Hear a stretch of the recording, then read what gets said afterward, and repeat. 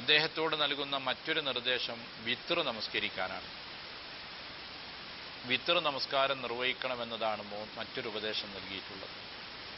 വഅൻ ഊത്തിറ ഖബല അൻ അർഖുദ, ഉറങ്ങുന്നതിൻ്റെ മുമ്പായി വിത്ർ നമസ്കരിക്കണം എന്ന് നബി സല്ലല്ലാഹു അലൈഹി വസല്ലം എന്നോട് വസിയ്യത്ത് ചെയ്തു. നമ്മളിൽ പല ആളുകൾക്കും അതായിരിക്കും സൗകര്യം. ഉറങ്ങുന്നതിന് മുമ്പ് വിത്ർ നമസ്കരിച്ച് കിടക്കുന്നതായിരിക്കും സൗകര്യം. കാരണം അധികം ആളുകളും വൈകി ഉറങ്ങുന്നവരാണ്. നേരത്തെ ഉറങ്ങുന്ന ആളുകളെ സംബന്ധിച്ചിടത്തോളം സുബഹിക്ക് അരമണിക്കൂർ മുമ്പ് എഴുന്നേൽക്കുക, സുബഹിക്ക് മുമ്പ് എഴുന്നേറ്റ ശേഷം വിത്ർ നമസ്കരിക്കുക, അത് സാധിക്കുന്നവരാണ്. സുബഹിക്ക് മുമ്പ് എഴുന്നേൽക്കാൻ സാധിക്കുന്ന ആളുകളെ സംബന്ധിച്ചിടത്തോളം വിത്ർ ഏറ്റവും കുറഞ്ഞത് ഒരു റക്അത്താണ്. ഇശായുടെ സുന്നത്ത് കഴിഞ്ഞ ഉടനെ തന്നെ ഒരു റക്അത്ത് വിത്റും കൂടി നമസ്കരിച്ചാൽ അയാൾ വിത്ർ നമസ്കരിച്ചവനായി മാറി. കൂടിയാൽ 11 റക്അത്ത് നമസ്കരിക്കാവുന്നതാണ്. സൗകര്യമനുസരിച്ചുകൊണ്ട് ഒരാൾക്ക് 11 റക്അത്ത് വരെ നമസ്കരിക്കാം. സാധാരണ രീതിയിൽ 3 റക്അത്ത് നമസ്കരിക്കാം. 2 റക്അത്ത് നമസ്കരിച്ച് സലാം വീട്ടി പിന്നീട് 1 റക്അത്ത് മാത്രമായി അങ്ങനെയും നമസ്കരിക്കാം. 3 റക്അത്ത് ഒരുമിച്ചും നമസ്കരിക്കാം. ഒരുമിച്ച് നമസ്കരിക്കുമ്പോൾ മഗ്രിബ് പോലെ ആവരുത്. രണ്ടാമത്തെ റക്അത്തിൽ അത്തഹിയ്യാത്ത് ഓതരുത്. രണ്ടാമത്തെ റക്അത്തിൽ നിന്ന് നേരെ മൂന്നാമത്തേലേക്ക് എഴുന്നേൽക്കുകയും മൂന്നാമത്തതിൽ ഒരു അത്തഹിയ്യാത്തും സലാം വിട്ടുകയുമാണ് ചെയ്യേണ്ടത്. അങ്ങനെ 3 റക്അത്ത് ഒരുമിച്ച് വേണമെങ്കിൽ ചെയ്യാം. അതല്ലെങ്കിൽ 2ഉം 1ഉമായിട്ട് നമസ്കരിക്കാം. അത് 5 ആക്കാം, 7 ആക്കാം, അങ്ങനെ 11 വരെ ഒരാൾക്ക് നമസ്കരിക്കാം. സമയവും സന്ദർഭവും സാഹചര്യമൊക്കെ അനുസരിച്ചുകൊണ്ട് റക്അത്തിൻ്റെ എണ്ണം കുറയ്ക്കുകയും കൂട്ടുകയും ചെയ്യാം.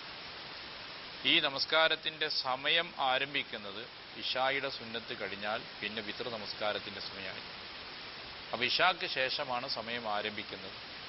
ഫജ്റിൻ്റെ മുമ്പ് തീരുകയും ചെയ്യും. സുബഹി ബാങ്ക് വിളിച്ചാൽ വിത്ർ നമസ്കാരത്തിൻ്റെ സമയം അവസാനിച്ചു.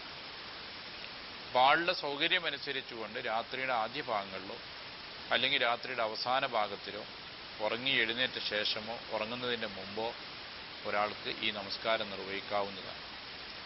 വലിയ പ്രാധാന്യമാണ് ഈ വിത്ർ നമസ്കാരത്തിന് നൽകിയിട്ടുള്ളത്. ഹദീസുകളിൽ കാണാം ഹക്കാണ്, അത് ബാധ്യതയാണ് എന്ന് നബി സല്ലല്ലാഹു അലൈഹി വസല്ലം ഈ നമസ്കാരത്തെക്കുറിച്ച് നമ്മളോട് ഓർമ്മിപ്പിച്ചിട്ടുണ്ട്. അപ്പോൾ മറ്റുള്ള സുന്നത്ത് നമസ്കാരത്തെക്കാളും ഒന്നുകൂടി പ്രാധാന്യം നൽകിയിട്ടുള്ള നമസ്കാരമാണ്. നബി സല്ലല്ലാഹു അലൈഹി വസല്ലമയുടെ ജീവിതത്തിലെ മക്കാഘട്ടം പരീക്ഷണത്തിൻ്റെയും പ്രയാസത്തിൻ്റെയൊക്കെ ഘട്ടമായിരുന്നല്ലോ. ആ ഘട്ടത്തിൽ നബി സല്ലല്ലാഹു അലൈഹി വസല്ലമക്ക് അള്ളാഹു നൽകിയ പ്രധാനപ്പെട്ട നിർദ്ദേശങ്ങളിലൊന്ന് ഈ നമസ്കാരമാണ്, വിത്ർ നമസ്കാരമാണ്.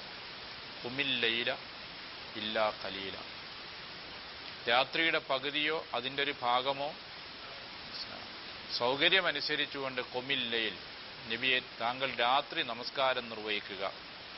അത് പകുതിയാകാം, അതിൻ്റെ ഒരു ഭാഗമാകാം, ഇനി രാത്രിയുടെ 1/3 സൗകര്യമനുസരിച്ച് ചെയ്യാമെന്നുള്ളതാണ്. സാധ്യമാകുന്നത്ര ഖുർആൻ പാരായണം ഈ ഖിയാമുൽ ലൈൽ നിർവഹിക്കുക. ഇതാണ് പരിശുദ്ധ ഖുർആനിൽ രാത്രി നമസ്കാരത്തെക്കുറിച്ച് പറഞ്ഞിട്ടുള്ള ആയത്തുകൾ നമുക്ക് കാണാം. സത്യവിശ്വാസികളുടെ മഹത്വം അള്ളാഹ് എടുത്തു പറഞ്ഞപ്പോൾ പ്രധാനമായിട്ടും പറഞ്ഞൊരു കാര്യം, അവർ കിടപ്പറകളിൽ നിന്ന് അള്ളാഹുവിനെ ഓർത്തുകൊണ്ട് എഴുന്നേൽക്കുന്നവരാണ്. വബിൽ അസ്ഹാരിഹും യസ്തഗ്ഫിറൂൻ, അത്താഴ സമയത്ത് അള്ളാഹുവിനോട് പാമോചനം തേടിക്കൊണ്ട് പ്രാർത്ഥിക്കുന്നവരാണ്. ഇങ്ങനെ തതജാഫാ ജുനൂബുഹും അനിൽ മദാജി, കിടപ്പറകളിൽ നിന്ന് അവരുടെ പാർശ്വങ്ങൾ ഉയരുന്നു, എന്നിട്ട് അള്ളാഹുവിന് വേണ്ടി നമസ്കാരം നിർവഹിക്കുന്നു എന്നാണ്. ഒരിക്കൽ നബി സല്ലല്ലാഹു അലൈഹി വസല്ലം കാരുണ്യം ലഭിക്കട്ടെ എന്ന് പ്രാർത്ഥിച്ചു. ആർക്കാണ് പ്രാർത്ഥിച്ചത്? ഒരു ഭർത്താവിന്. അയാൾക്ക് അള്ളാഹു റഹ്മത്ത് ചെയ്യട്ടെ എന്ന് പറയുകയാണ്. എന്താണ് അതിൻ്റെ മഹത്വം? അയാൾ രാത്രി എഴുന്നേറ്റ് നമസ്കരിക്കുന്നു, തൻ്റെ വീട്ടുകാരെ ഉണർത്തുകയും അവരെയും നമസ്കരിപ്പിക്കുകയും ചെയ്യുന്നു. തിരിച്ച് ഒരു സ്ത്രീയെക്കുറിച്ച് പറഞ്ഞു റസൂലുള്ളാഹി, റഹിമല്ലാഹു ഇംറഅതൻ, അള്ളാഹു ഒരു സ്ത്രീക്ക് പടച്ചവൻ കാരുണ്യം ചെയ്യട്ടെ. അവൾ രാത്രി എഴുന്നേൽക്കുന്നു, തൻ്റെ ഭർത്താവിനെ ഉണർത്തുകയും അങ്ങനെ നമസ്കരിക്കുകയും ചെയ്യുന്നു. ഇങ്ങനെ ഭാര്യ ഭർത്താക്കന്മാർ പരസ്പരം വിളിച്ചുണർത്തി രാത്രിയിലെ ഈ നമസ്കാരം നിർവഹിക്കുന്നവരാണെങ്കിൽ പടച്ചവൻ്റെ റഹ്മത്ത് ലഭിക്കുന്ന ഒരു കുടുംബമായിരിക്കും അവരെന്ന് അള്ളാഹുവിൻ്റെ റസൂല് നമ്മളെ ഓർമ്മിപ്പിച്ചിട്ടുണ്ട്. പടച്ചവൻ്റെ കാരുണ്യം ലഭിക്കുക എന്നത് വലിയൊരു അനുഗ്രഹമാണ് ഒരു കുടുംബത്തെ സംബന്ധിച്ചിടത്തോളം. ജീവിതത്തിലെ പ്രയാസങ്ങളും പ്രശ്നങ്ങളും ഒക്കെ തരണം ചെയ്യുവാൻ മനസ്സിന് കരുത്തും അള്ളാഹുവിൻ്റെ തൗഫീഖും സഹായവും ലഭിക്കുവാൻ രാത്രി നമസ്കാരം നിർവഹിക്കാനാണ് പരിശുദ്ധ ഖുർആൻ നമുക്ക് നൽകിയിട്ടുള്ള സൂചനകൾ. അപ്പോൾ അതുകൊണ്ട് തന്നെ രാത്രി നമസ്കാരം എന്നത് വളരെ പ്രാധാന്യമുള്ളതാണ്. എന്നാൽ അള്ളാഹു സുബ്ഹാനഹു തആല നമുക്കതിൽ വിശാലത നൽകുകയും ചെയ്യും. അതുകൊണ്ട് രാത്രി ഉറക്കൊഴിഞ്ഞ് എഴുന്നേറ്റ് നമസ്കരിക്കാൻ കഴിയുന്നവർക്ക് അങ്ങനെയാകാം. അതല്ല എന്നുണ്ടെങ്കിൽ ഉറങ്ങുന്നതിന് മുമ്പ് നമസ്കരിക്കാം. കൂടിയാൽ 11 റക്അത്തോ കുറഞ്ഞാൽ 1 റക്അത്തെങ്കിലുമോ നമസ്കരിക്കണം. ഇതാണ് പ്രവാചകൻ സല്ലല്ലാഹു അലൈഹി വസല്ലം നമുക്ക് നൽകിയിട്ടുള്ള മര്യാദകളും ഉപദേശങ്ങളും ചിട്ടകളുമുള്ളത്. സ്വഹാബികൾ പറയുന്നൊരു പ്രധാനപ്പെട്ട വിഷയം, അശ്അരി എന്ന് പറയുന്നൊരു കുടുംബമുണ്ട് മദീനയിൽ. അവർ താമസിക്കുന്ന വഴികളിലൂടെ രാത്രി നടന്നു പോകുമ്പോൾ വീടുകളിൽ നിന്നുള്ള ഖുർആൻ പാരായണം കേൾക്കാമായിരുന്നു എന്നാണ്. മധുരമായ സ്വരത്തിൽ രാത്രി നമസ്കാരം നിർവഹിക്കുമ്പോൾ ഖുർആൻ പാരായണം ചെയ്യുകയാണ്. ആ ഖുർആൻ പാരായണം കടന്നു പോകുന്ന ആളുകൾക്ക് കേൾക്കാമായിരുന്നു എന്ന് ചരിത്രം രേഖപ്പെടുത്തുന്നുണ്ട്. ചരിത്ര പ്രസിദ്ധമായ യുദ്ധം നടന്നു പേർഷ്യക്കാരും മുസ്ലിങ്ങളും തമ്മിൽ. പേർഷ്യക്കാരും മുസ്ലിങ്ങളും നടന്ന ഖലീഫ ഉമർ അള്ളാഹുവിൻ്റെ കാലത്ത് നടന്ന പ്രസിദ്ധമായ യുദ്ധങ്ങളിൽ പേർഷ്യൻ പ്രധാനമന്ത്രിയായിരുന്ന റുസ്തം എന്താണ് ഈ മുസ്ലിങ്ങളുടെ ശക്തി എന്ന് പഠിക്കാൻ വേണ്ടി ഒരു സംഘത്തെ നിയോഗിച്ചു. ആ സംഘം മുസ്ലിങ്ങളെക്കുറിച്ച് പഠിച്ചിട്ട് കൊടുത്ത തീരുമാനം, രാത്രിയിൽ അവർ ആരാധനയിൽ കഴിയുന്നവരും പകലിൽ അവർ യോദ്ധാക്കളുമാണ് എന്നാണ്. റുഹ്ബാനും ബില്ലയിൽ, രാത്രി അവർ പുരോഹിതന്മാരാണ്. അന്ന് മതപുരോഹിതന്മാരാണ് രാത്രിയിൽ ആരാധനയിൽ മുഴുകിക്കഴിയുന്നത്. രാത്രി കാലങ്ങളിൽ മുസ്ലിങ്ങൾ അതാണ് ചെയ്യുന്നത്. പകലിൽ അവർ യുദ്ധക്കളത്തിലെ പോരാട്ടവും നടത്തുന്നു.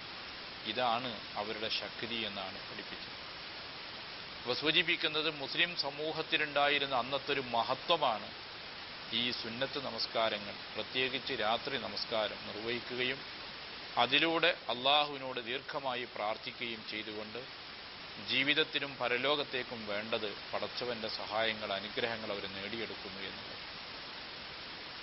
നബി സല്ലല്ലാഹു അലൈഹി വസല്ലം നമ്മളോട് പറഞ്ഞു, ഒരു മനുഷ്യൻ അള്ളാഹുവിനോട് ഏറ്റവും അടുക്കുന്നത് സുജൂദിലാകുമ്പോഴാണ്. അതുകൊണ്ട് സുജൂദിൽ നിങ്ങൾ അള്ളാഹുവിനോട് പ്രാർത്ഥിക്കുക. ആ പ്രാർത്ഥന ഫഖമിനുൻ അൻ യുസ്തജാബ ലക്കും, ഉത്തരം ലഭിക്കുവാൻ അർഹതപ്പെട്ടതായിരിക്കും. രാത്രിയിലെ ഖിയാമുൽ ലൈലിൽ ശാന്തമായ അന്തരീക്ഷത്തിൽ ഭക്തമായ മനസ്സിൽ നിന്ന് സാഷ്ടാംഗം ചെയ്ത് പടച്ചവനോട് അടുത്ത് നിൽക്കുന്ന ആ സന്ദർഭത്തിൽ നടത്തുന്ന പ്രാർത്ഥന തീർച്ചയായും അള്ളാഹു സ്വീകരിക്കാതിരിക്കില്ല.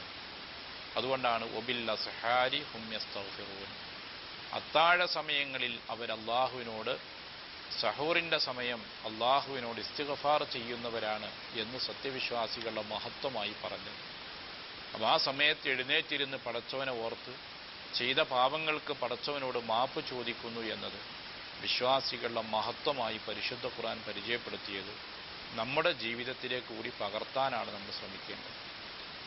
അപ്പോൾ ചുരുക്കം സൂചിപ്പിച്ചത്, പടച്ചവനോട് അടുക്കുവാനുള്ള, അവൻ്റെ സാമീപ്യം നേടുവാൻ നമുക്ക് സാധിക്കുന്ന വളരെ പ്രധാനപ്പെട്ട കാര്യങ്ങളാണ് ഈ സുന്നത്ത് നമസ്കാരങ്ങൾ.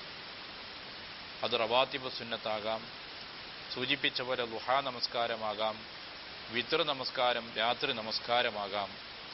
ഇങ്ങനെയുള്ള നമസ്കാരങ്ങളിലൂടെ അള്ളാഹുവിനോട് നമ്മൾ കൂടുതൽ അടുക്കേണ്ടതുണ്ട്.